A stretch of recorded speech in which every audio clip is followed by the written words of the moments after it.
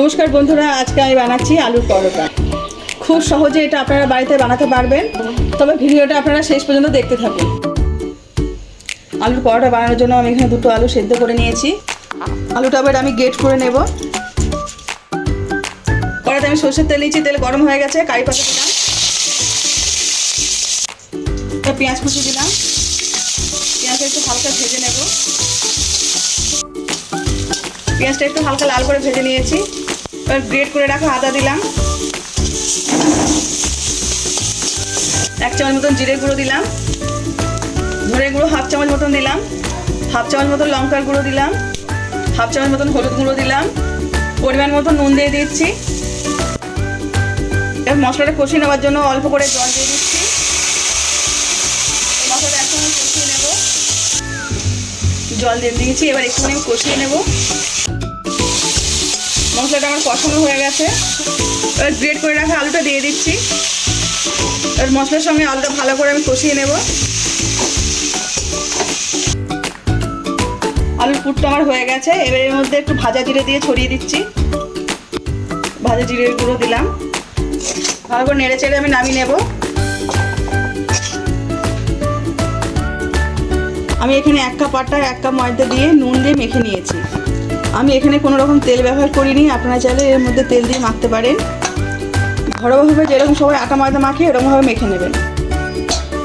আমি এটা এরকম নরমভাবে মেখেছি। এবার এটা আমি গুছি কেটে নেব। আমি এরকমভাবে গুছি কেটে নেব।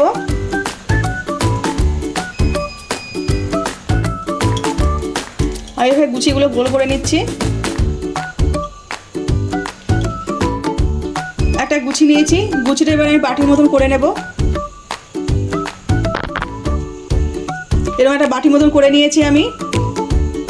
এর মধ্যে আলুর পুরটা দিলাম। এবার আমি এইভাবে মুড়ে নেব এটা।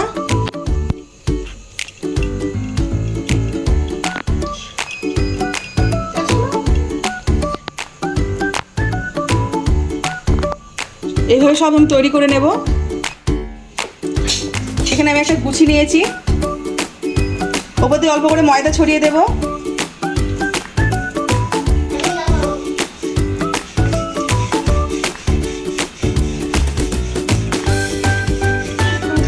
এটা আমার বেলা হয়ে গেছে। একটা তাওয়া চাপিয়ে দিয়েছি, তাওয়া গরম হয়ে গেছে। রুটিটা দিয়ে দিলাম। রুটিটা আমি এবার পাল্টে নেব।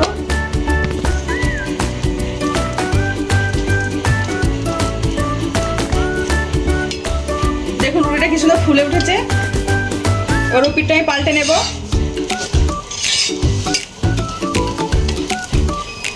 এবার আমি তেল দিয়ে দেব।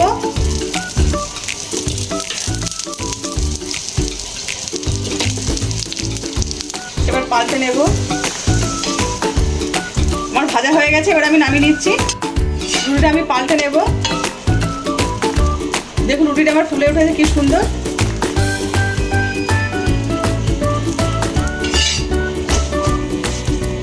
এবার আমি তেল দিয়ে দেবো এর উপর দিয়ে।